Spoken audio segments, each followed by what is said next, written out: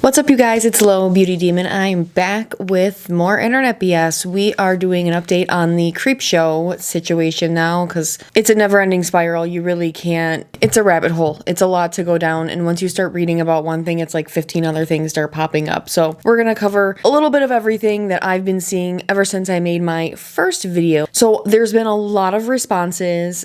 Creators have come out and made statements. Now, before I get into this, two things I want to say. Well, actually, three things that I want to get into. First, if you did not watch my last video, I did address my pronunciation of lolcow, but I'm going to do that here too, in case you watch my last creep show video and you don't watch my other video and you watch it, you know. So I've never said the word lol unironically before, and I didn't really think it mattered, and I'm pretty old. I was like 11 when the internet came into homes. So I was on the internet before even the term LOL really was a thing, so I didn't think it mattered. So to everybody that pointed out and laughed at me or said it was endearing, I apologize and thank you if you thought it was cute. So moving forward, lolcow, got it. Second thing, this video is not meant to try and tell any creators that they need to be speaking about the situation. I'm not here to call anybody out. That is to each and of themselves, whatever they want to do. And I know that Shannon has asked some creators that she knows not to speak out about some of this stuff. So I'm not gonna fault anybody for not saying anything, and I know a lot of people are hurt in this situation too. So that's not what this video is. Everything in this video also is alleged, nothing is fact. I'm just going through statements and things that I've been seeing, videos and whatnot have been posted, and then sprinkling in my own opinion and 2 cents with this. So please don't send anybody mentioned in this or anybody associated with anyone involved in this any negativity, hate, anything like that. If you have any kind of grievances, leave them down in the comments down below. Also, one more thing before we get started, I wanted to thank you again to all the new subscribers. I'm really blown away by the amount of growth my channel has seen in just a week. Blown away. Thank you guys so much for subscribing or even just clicking on this video and watching it and commenting down below. Thank you from the bottom of my heart. I don't know what to do. That's so weird that there are like a lot of people watching me and it makes me feel strange. So I did take notes. I write things down on paper. Like I said, I'm old. I remember when the internet first came out into houses. If you are not caught up on everything, I am going to link my video here. Do go check it out, but it does lay out everything that happened with the lolcow outing of Creepshow Art or Shannon. She was posting in this anonymous forum, shit-talking her friends, hurting a lot of them, and then there's things going on behind the scenes too. The thing with a lot of this is it's very evident now looking at a lot of this that Shannon or Creepshow Art, she did what was referred to as love bombing with a lot of creators. She would really praise them. I've seen in videos where she would say, hey, this would be a funny prank, go to this person's channel, subscribe, leave awesome comments on their video, and pump people up on Twitter and Instagram and all that stuff, which it is great to be supportive of your fellow creators, just sometimes it was a little much, and sometimes it did come across as insincere in my opinion. So the first person to come out and make a statement was Ready to Glare. We know she made a comment in support until she started getting more information and more details and removed that tweet in support of her. Now, Ready to Glare has had her own situation with lolcow and people posting about her on that, so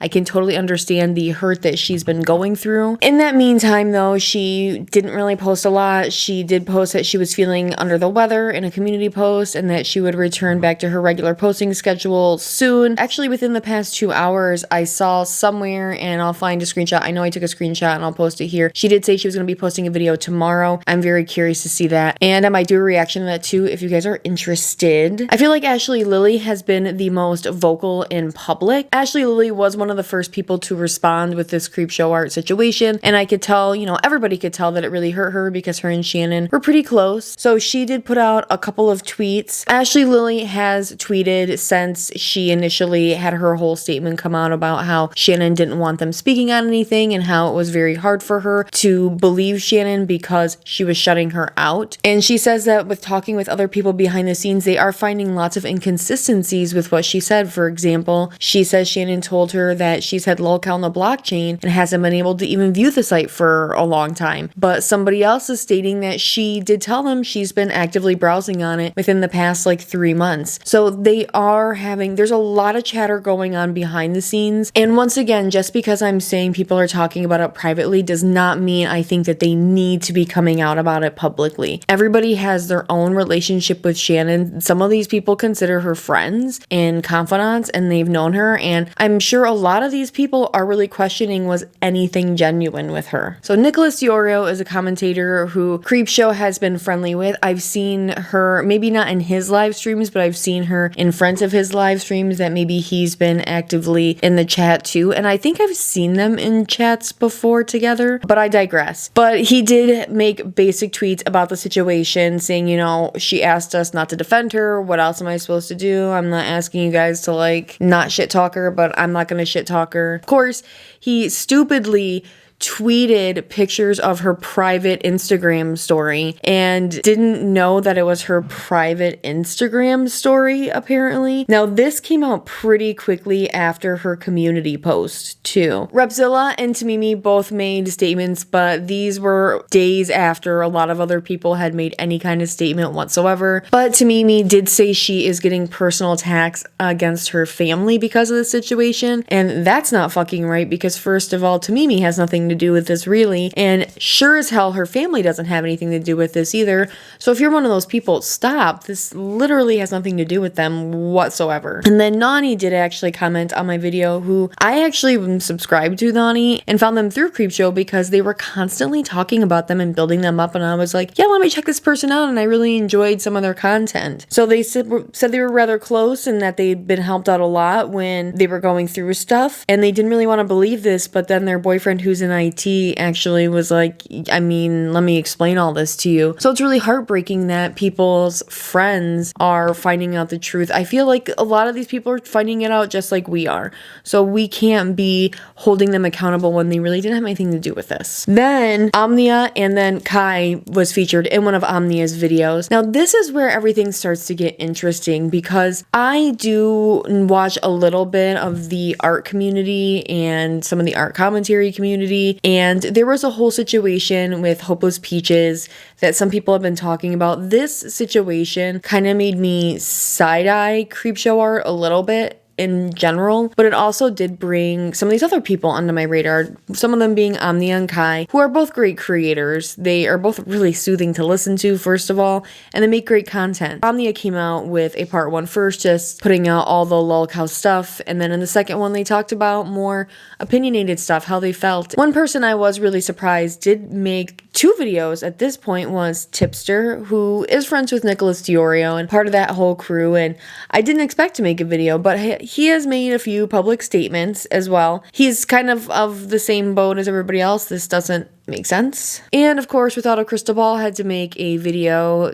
detailing how she was harassed by Creepshow art. She just kicks every chance she can get to feel vindicated. There you go, Katie, do what you need to do.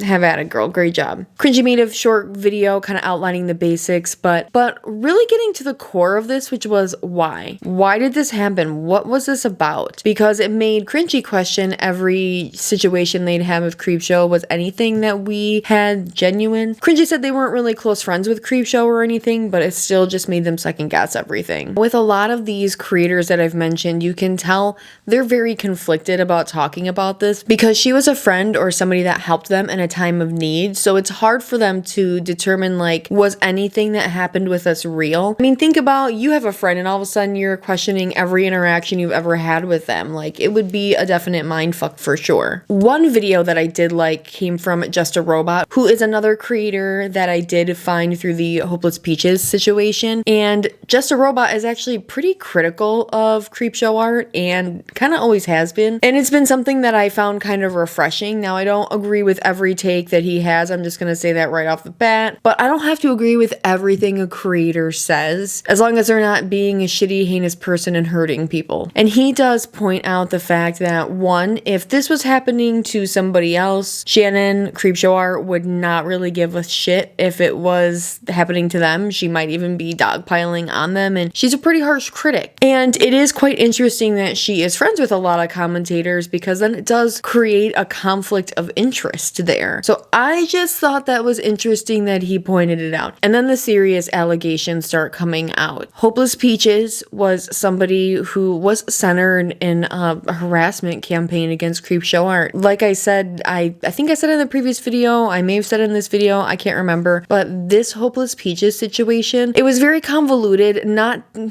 Really the entire Creepshow situation is very convoluted. It's difficult to tell what's going on. But with the Hopeless Peaches situation, I did try to follow everything and determine what was going on, but it was very difficult because Shannon would make a lot of claims that she literally couldn't back up. Conveniently, every screenshot had ever been deleted or lost to the time of internet, and she was just making a lot of bold claims. Now, Hopeless Peach's mental health was even attacked. Creepshow Art didn't personally attack it, but she did support somebody who made a video attacking Hopeless Peach's mental health. So in the beginning, Creepshow Shannon was friends with Hopeless Peaches and proceeded to essentially love bomb her, kind of like she does everybody else, but then quickly began to tear her down. It's ironic because Hopeless Peaches actually says at one point in her video that she actually Googled herself, and she said she was Googling herself because she was trying to find images of her old art. When she was Googling herself, she actually found one of the comments on Lolcow about her being a mini creep show, and it made her want to rebrand. So she actually saw Creepshow shit-talking her on Lolcow, and it made her want to change, and she had no idea that it was Shannon at first. Like, this is crazy. And the harassment got to the point where she did become suicidal.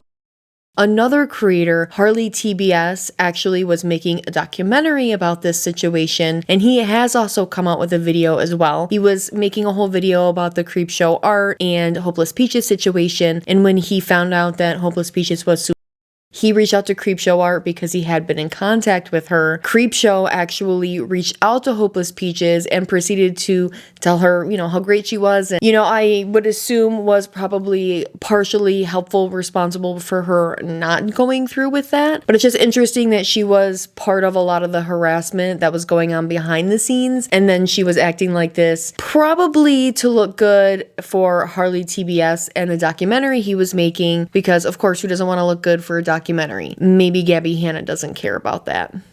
Another funny antidote of this is that, of course, The Insider wrote an article about this. I'll link it down below. I just thought, of course, they wrote an article about it. Duh. One of the most damning videos was released today, and that was by a creator named Emily Artful. Anybody that is even remotely familiar with the situation knows about this video. When it premiered, it had over 8,000 people in it at one point. So I watched it twice, and it's 2 hours, so there's no way that I can cover everything that happens in this. You need to go watch this video. But I'm gonna outline some stuff. I have a lot, but I want to get into it. So the first thing was that she actually posted a couple of tweets, and I'm gonna post them here so you can go ahead and pause to read them. She pretty much says like, hey, I had a stalker for 8 years, and I'm almost 100% sure that it was Creepshow. It was Shannon. And Truth Sleuth, who is an amazing channel that I have been subscribed to for quite a while. If you're not subscribed to her, you need to go. What are you doing here? After this video, go subscribe to her. She actually was able to mark up the timelines to see when Emily actually posted her original tweets back 2 years ago, where she was talking about a stalker situation on Twitter, and then where Creepshow Art actually posted her video about her stalker. It's also a really heartbreaking video because you can tell that there's a lot of fear. She gets very emotional in some spots, and it's just disgusting how Shannon twisted all of this to make it look like she was the victim in this situation. It would seem like this really all stems from Shannon's husband, whose name is Andrew, but in all these screenshots it says Anthony, so I'm confused. I'm not really sure what his name is. Maybe Anthony is like a public stage name. I don't know. Emily actually used to date him, and it was a very toxic relationship. It was abusive, and she was very fearful of him. She was in the throes of a drug addiction, and she was very lost in life. She describes being very afraid of him. She even says that he and a friend discussed committing at their former high school. He was cheating on her through a lot of the relationships. She found out, they broke up. There was a lot of back and forth. They tried to be friends. They tried to have a professional relationship. She even provides a music video where she provided vocals and is in the music video, and it's his music video. I was under the impression that he didn't have any kind of online presence whatsoever, but apparently he has a full-blown YouTube channel. It's not on the scale of what her channel is, but it's provided a lot of interesting context to things. So Emily does say she had seen Shannon before because Shannon actually worked with Andrew, but she really had no idea who she was. This was before either of them were on YouTube. Eventually they broke up, all that, but then online harassment starts. She outlines a lot of things, specifically a Facebook account that she had from when she was a kid. She would get a lot of suspicious friend requests on this Facebook page, and eventually, somehow, she thinks it was through some sort of phishing attempt, they were able to gain access and take over her Facebook, and she's still never gotten that back. And she does say in that Facebook there are compromising photos of her, including her as a minor. So that's pretty much alluding to the fact that Shannon and her now husband actually are in possession of inappropriate photos of somebody who's under the age of 18. Something that Shannon is always ridiculing for and has falsely accused people of in the past. And through access of this and also finding old videos of hers, because Emily did say she dabbled in being a cam girl for a while, they would take these videos and they sent them to Emily's employers. So Emily actually did lose jobs because of the harassment these two were inflicting on her. Emily does also say the amount of sock accounts that have come at her over the years and all different avenues is just completely overwhelming, and it's been impossible for her to even keep track of that kind of stuff. She does also make mention that it is apparent that Shannon was the one that would be making transphobic comments at her, meanwhile being somebody that is crusading against transphobia on her channel. Emily also exposes Shannon for being homeless by choice. This is something that they had planned and prepared for, and she also highlights clips from Andrew's channel, a video of him talking about this sort of thing, whereas Shannon tends to paint it as a different kind of story a lot of the time. You know, she noticed that it would ebb and flow, and then once Emily began a YouTube channel, it started to really pick up, and there was just lots of harassment. She started to get messages about people asking her about Creepshow art. It would either be comments or messages saying, "Oh my god, you're a copy of Creepshow art," or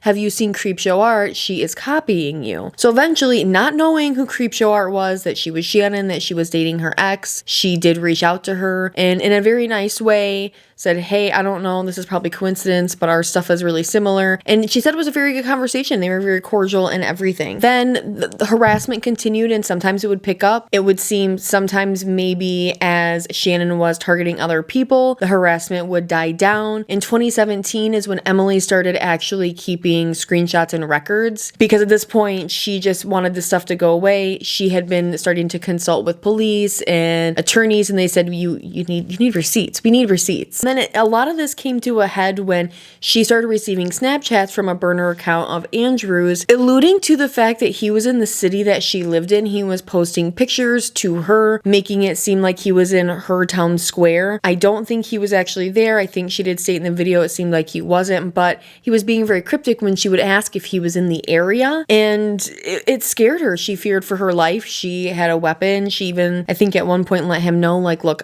don't come to my house. Whatever you do, I do not want anything to do with you." Because she was really trying to make some sort of case and figure out, she had her suspicions that it was Shannon and it was Andrew that was doing this, because at this point it's been years. It's been years and years. She's starting to catch on. She's hit a lot of little clues. She highlights all of this in her video. She needed to really be sure. So she would start essentially phishing them. She would send them things that had little links that would grab their IPs. So she does even share these screenshots of their IPs. She blurs their IP addresses out because, you know, we're not about doxing. We're not Shannon here. And at some point in the video, she does say she could tell through tonal changes and language between comments and messages when it was Andrew and when it was Shannon, based on Andrew would be more threatening and scary and Shannon would be more like catty and bitchy. And eventually she could tell that it almost solely switched over to just being Shannon. They were constantly attacking her sobriety, questioning her as a mother, using her past against her to say she was a shitty mom. And that's fucked up. When people bring people's kids into it, like, that's really crossing a line. And Emily even says she thinks that Shannon picked the name Amy because it sounds very similar to Emily. And you know what? I'm gonna say I might agree with that, because even when Tipster was talking in his first video about it, he kept messing up and he kept saying Emmy or Emily or Amy. You know, he was kind of switching it out, but he would even say Emmy. So it does make it kind of confusing. Eventually, Emily does confront Shannon in the DMs about everything.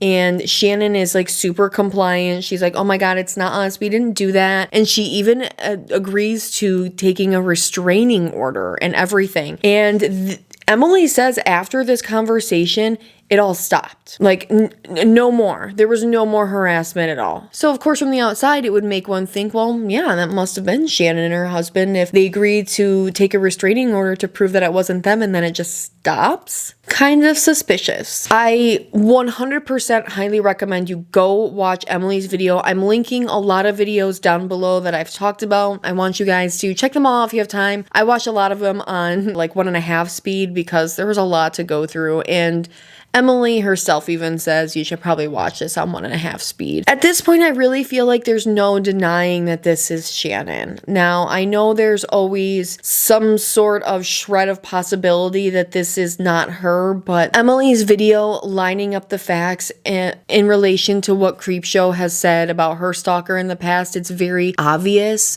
that she was saying this kind of stuff. So if Emily ever did come forward, she could kind of turn around and say, no, it was you that did it. Really, the level of manipulation and like the layers that she goes through. What's interesting though is that we say like, oh, like it's so implausible that Amy was doing this lolcow stuff, but in reality, Creepshow was doing all this crazy stuff and taking over people's accounts and things. So it's difficult. Another question that people have is, was Amy even real in the first place? I'm not really sure anymore. I don't know if Amy ever was a real person, or if Shannon has always been Amy the entire time and she was just the Amy that was assaulting Emily constantly, or if maybe Shannon did have an Amy way back in the day and she just learned a lot of the manipulation tactics. Part of me also wonders, I'm not here to speculate about people's relationships, but that is a very toxic thing. If you are getting in a relationship with somebody and they confide in you that they harass and torment their ex online all the time and they want you to join in with it, it's just like kind of, I don't know, it's just a big red flag for me. I wouldn't want to be with that person, and I definitely wouldn't want to marry that person. All right, you guys, it is so late. My eyes are watering. I don't know. I'm still at a huge loss for this. I'm very confused and perplexed. I don't know where to go from this. Let me know what you guys think in the comments down below. I know Ready to Glare is posting a video tomorrow. I will definitely be watching that. The situation is so convoluted, it's impossible to really tell what's going on anymore. With that, I'm gonna go. I will see you guys later, and bye.